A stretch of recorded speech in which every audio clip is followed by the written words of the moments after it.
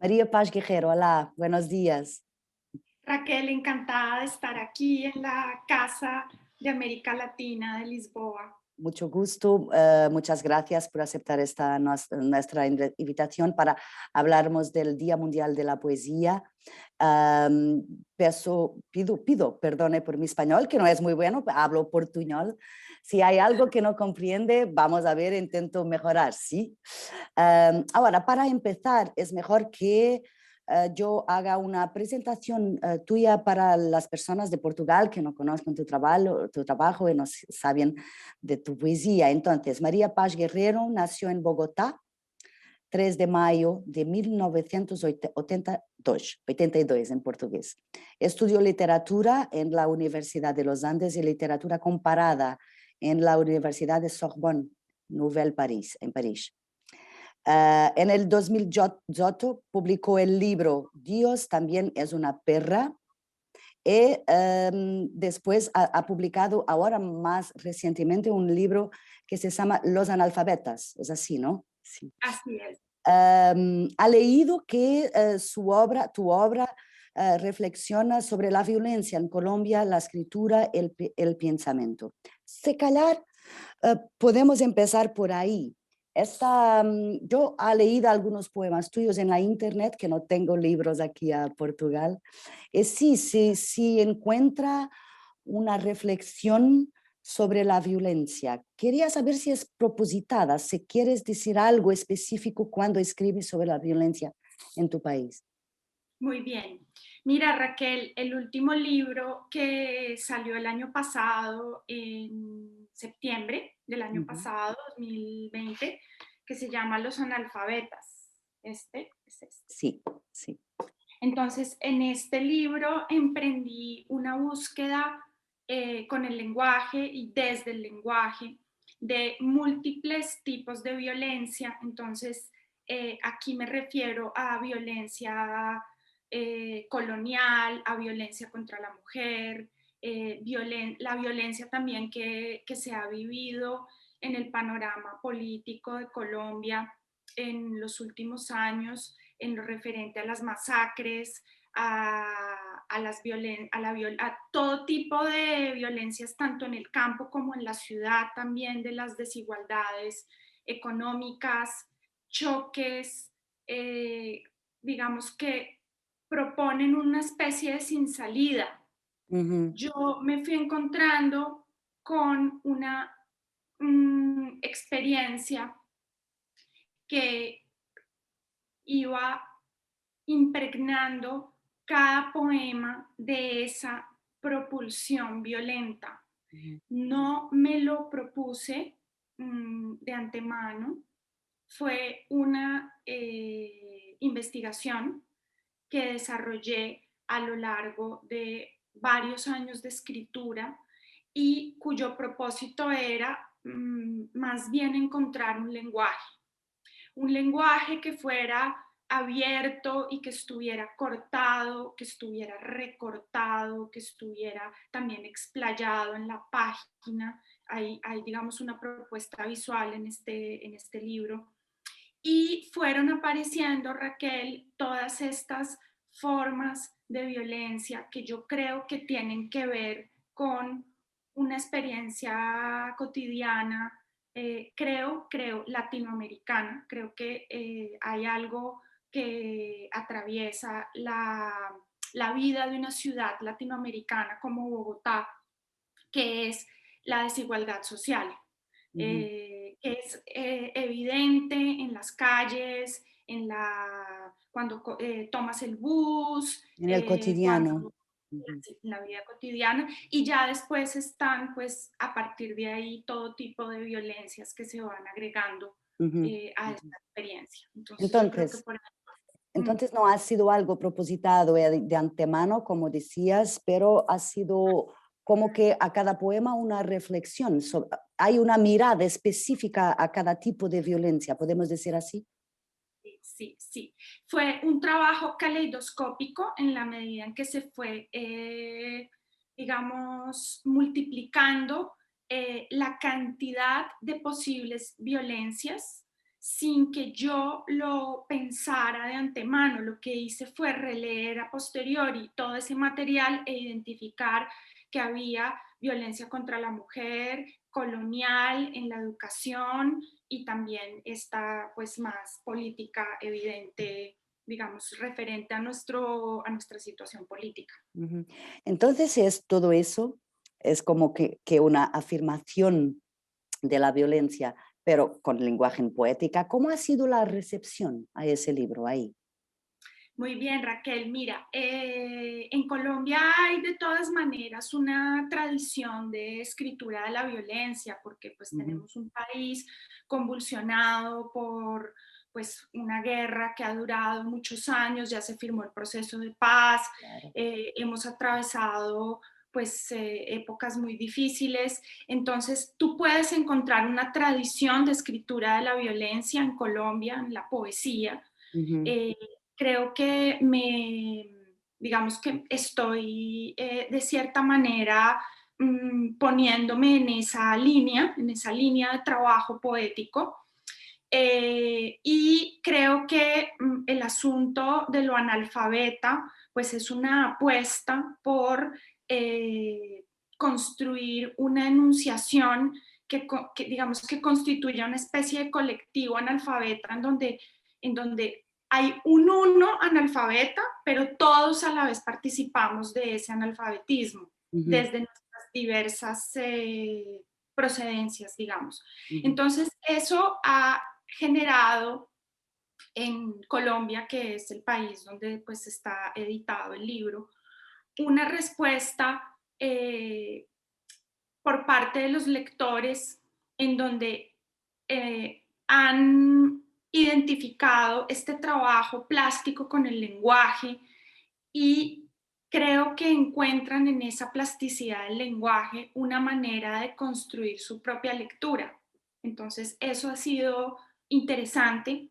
¿Les parece también interesante un uso del lenguaje más cotidiano, de expresiones de la vida corriente, de sonoridades? También hay un trabajo de sonoridades, Raquel, un poco duras, porque Ujú. la ciudad es agresiva, es violenta, de ritmos, como decía más atrás, cortados. Todo eso a la gente, digamos, le ha parecido que es un lenguaje que convoca una realidad colectiva, una Claro, experiencia claro. Y colectiva. la reconocen también ese lenguaje. Si es un lenguaje común que las personas usan en las calles, también probablemente hay una identificación, que conozcan lo que están leyendo, ¿no? ¿Es así también? También eso produce como una especie de extrañamiento porque hay Sí. una suerte de, digamos, lugar poético, asociamos la poesía muchas veces con la palabra bella o la palabra perfecta. Acá hay una búsqueda de una palabra extraña, una palabra analfabeta, una palabra que como que se va vaciando de su sentido y eso, digamos, a los lectores les ha producido interés, porque Claro, es algo, claro. digamos, que los convoca desde un lugar de diferencia, de extrañeza, de sorpresa. Muy bien, María. Hablas de esto con mucha pasión y muy entusiasmo. Es muy interesante de ver porque está en tu En mi- expresión. Sí, es así. Quería saber, ¿ha leído, claro, algunas entrevistas tuyas para preparar nuestra conversación? Eh, ha leído que tú has crecido en una casa de donde estaban muchísimos libros, que tienes padre y madre periodistas, ¿es así? Que has empezado a leer muy temprano. Tu padre que dice que sabía que serías algo relacionado con la poesía cuando eras niña por una observación en la calle. ¿Quieres contarnos esa historia? Raquel, mira, yo crecí efectivamente en una familia, ¿cómo decirte? Pues intelectual. Yo y a la vez tuve una experiencia muy cercana con la ciudad. En las ciudades latinoamericanas los barrios están muy divididos entre barrios que están llenos de ¿cómo se dice?, seguridad, y los barrios abiertos a la vida, a la calle, y a la dificultad, y a la pobreza, y a todo lo que puede suceder ahí. Resulta que mi padre en mi infancia vivía en el centro de la ciudad y yo caminaba con él todo el centro, y el centro es un espacio en donde confluye todo Bogotá, porque Bogotá está casi que dividida sur-norte, y confluyen todas las poblaciones, van al centro como un lugar de acogida de la ciudad. Y nosotros caminábamos por el centro como un plan dominical, y creo que en esa experiencia de atravesar la ciudad había pues una relación muy intensa con el entorno y con, por ejemplo, te cuento una imagen que aparece en Los Analfabetas, y es que hombres vestidos de payasos anunciaban la comida con megáfonos. Esta era una tradición que ya se ha perdido en Bogotá, pero en esa época era así. Y recuerdo que le pregunté a mi papá si esos hombres eran de verdad o de mentiras, esos hombres vestidos de payasos. Entonces, como ese tipo de experiencias fueron Ujú. poblando como nuestra realidad, y ahí se fue configurando, yo creo que un imaginario poético. Claro, imagino que sí. Después has decidido estudiar literatura, que es una decisión que dice algo sobre la manera como proyectas el futuro, ¿no? Si quieres estudiar literatura, por alguna razón es, ¿sí? Y después vas para París, estudiar en la Sorbonne, también literatura. Entonces, y ahora es profesora, no ha dicho eso en la presentación, pero es importante que es profesora precisamente de literatura también. Am, entonces, cuando decides estudiar literatura y en Francia estudias también los autores franceses, que es importante eso, me parece importante también decir eso. Los autores franceses como Baudelaire y Michaud, los autores importantes de Francia. ¿Hay algún paralelismo entre los estudios de literatura y tu propia escritura? Es una pregunta muy interesante la que me haces, Raquel, porque yo soy profesora de creación literaria del único pregrado en Colombia en creación literaria, que también tiene un máster en creación literaria. Creo que los máster en creación ya están bastante constituidos en los panoramas de los currículums universitarios mundiales. Ahora bien, los pregrados, los grados en creación todavía, por lo menos en Colombia, no se han Ujú, desarrollado, sino en ujú. que estoy ahora. Entonces, yo estudié literatura e hice una maestría también en Francia en literatura en investigación, y actualmente estoy ahorita en Zaragoza, en la Universidad de Zaragoza, adelantando estudios de doctorado, de nuevo en Doctorado. investigación en literatura. Yo no Ujú. estudié creación, ni tomé talleres de escritura, ni estuve en un máster de creación. Sí. Muchas de mis colegas poetas colombianas magníficas han hecho maestrías en creación literaria, en creative writing. eh, yo no. Entonces, mi apuesta por los estudios literarios me lleva rápidamente a ver que en ese panorama, en mi época de estudio, no estaba incluida la apuesta por la escritura, sino solo por la investigación y por el desarrollo, digamos, científico de una ciencia que son los estudios literarios, en donde sigo inscrita, puesto que en este momento estoy en este doctorado. Lo que sucede es que cuando voy a París a estudiar este máster, después de haber hecho un grado en literatura, y me encuentro con la poesía francesa, yo tengo una relación, empiezo a desarrollar una relación con la poesía francesa, con Baudelaire, Rimbaud, y en Rambo. este momento Artaud, Antonin Artaud, Artaud. estoy estudiando la obra de Artaud en este doctorado. Empiezo a tener una relación con estos poetas de creación, es decir, yo me armo una especie de como de relación con la lectura, un poco mucho más libre y mucho más espontánea que la que me exigen en los estudios literarios y cuando entro a trabajar como profesora de creación literaria y puedo desarrollar una especie de metodología más delirante, más salvaje, poética, de relación con los textos en la línea pues de la creación de conceptos, por ejemplo, a partir de la lectura y no tanto de una hermenéutica Ujú, más tradicional. sí. Entonces ahí empiezo a desarrollar un laboratorio personal de creación. Ese laboratorio lo empiezo a desarrollar en París, como en esa soledad de la experiencia del estudiante que se va a vivir en una ciudad que desconoce, grande, grande en el sentido de desconocida, y allí me armo una vida paralela. Por un lado, los estudios tradicionales, literarios, y por el otro ese laboratorio de creación. Muy interesante la relación, ese percurso, podemos decir así. María, yo he leído en una entrevista suya una idea que me ha quedado aquí en mi mente, me ha quedado pensando en ella, que es una idea muy fuerte. En una entrevista tú has dicho al periodista que para ti la poesía es los huesos de la historia, Ujú. es esta la expresión. Me Claro. parece muy, muy fuerte, muy interesante porque los huesos son lo que se queda, ¿no? Lo que se queda. Entonces quería que nos dices por qué esta idea, dónde vas a, cómo la relacionas, porque hay mucha gente en todo el mundo literario que constantemente están como que arriscando definiciones de la poesía, lo que es, lo que puede ser, lo que significa para unos, para otros. Me pareció esta tuya idea muy fuerte. La poesía son los huesos de la historia.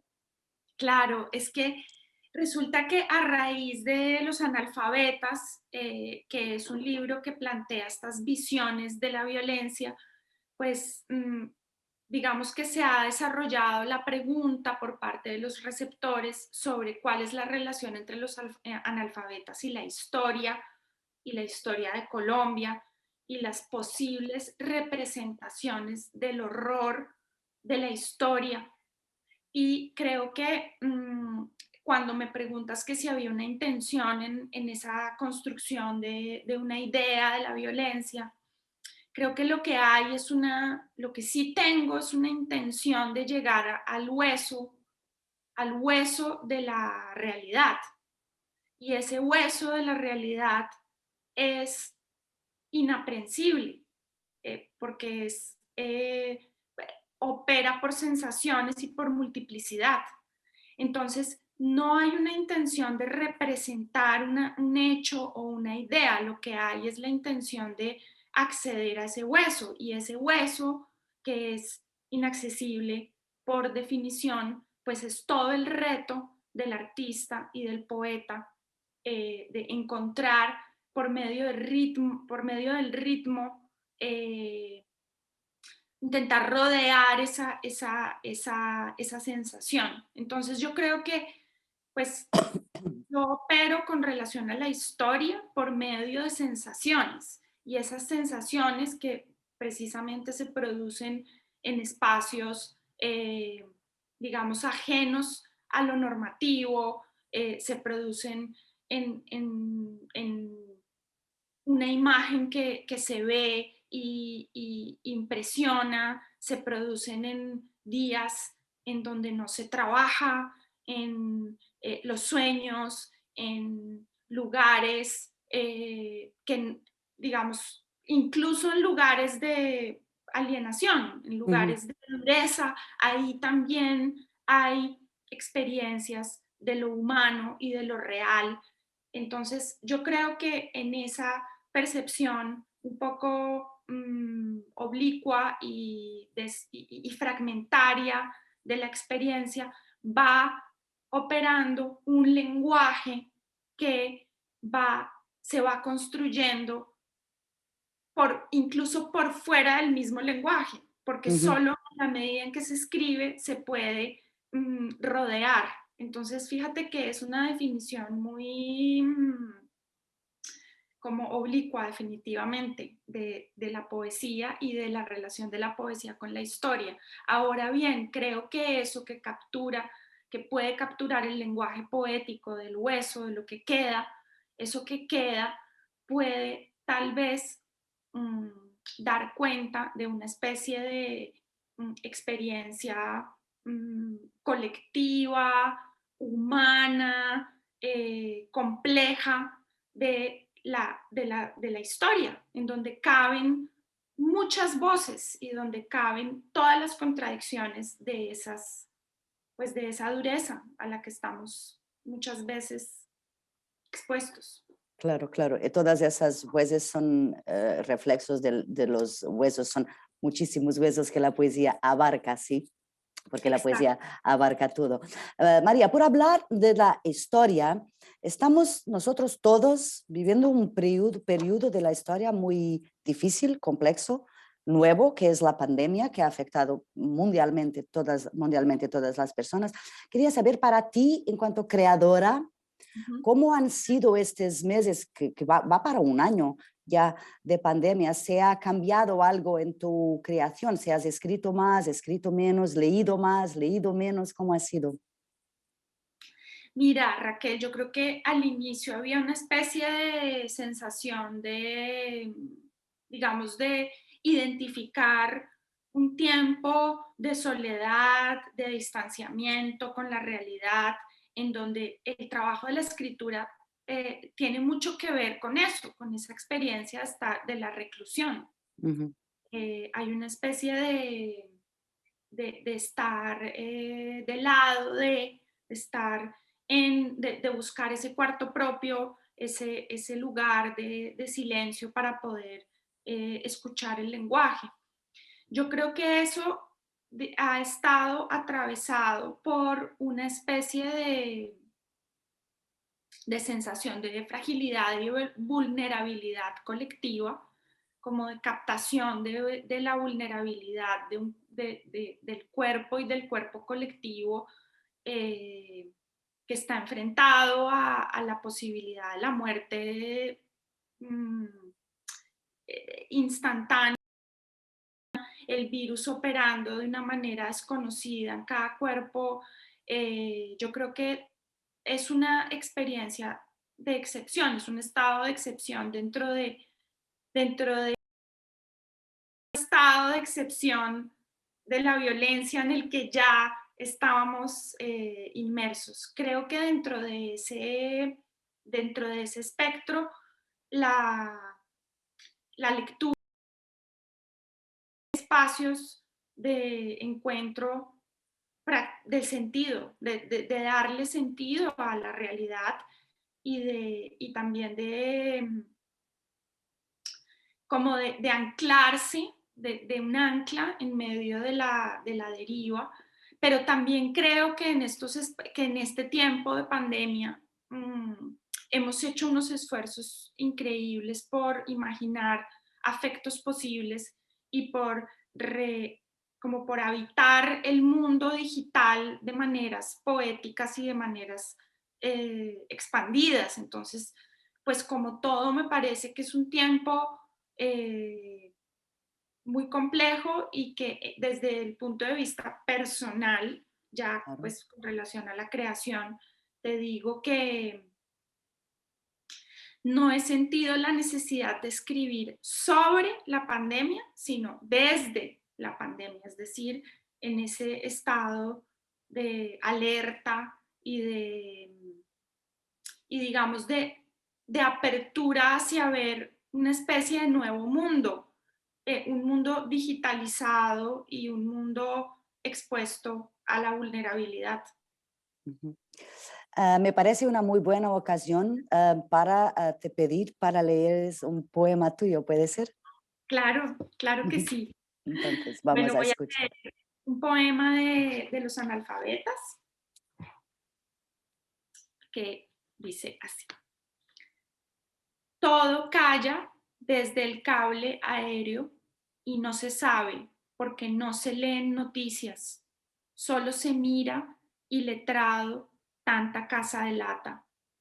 Se es bruto No se sube esas lomas en moto, pero se siente, algo late, se es tenaz, pero el pecho que le hacemos se apaga. Se escucha a la pareja de enfrente. Qué bueno este sistema de transporte. Toman selfies, pero se es mudo. No se tiene nada, pero se tiene un poco, aunque una imagen sea también una persona que se va devorando a sí misma, se va enroscando todo el día, momento a momento, por la cola. Abajo, una cosa es un vacío, como un cuerpo recién mordido. Abajo, el sol lava las calles y hace que las flores sembradas en materas de plástico se estiren.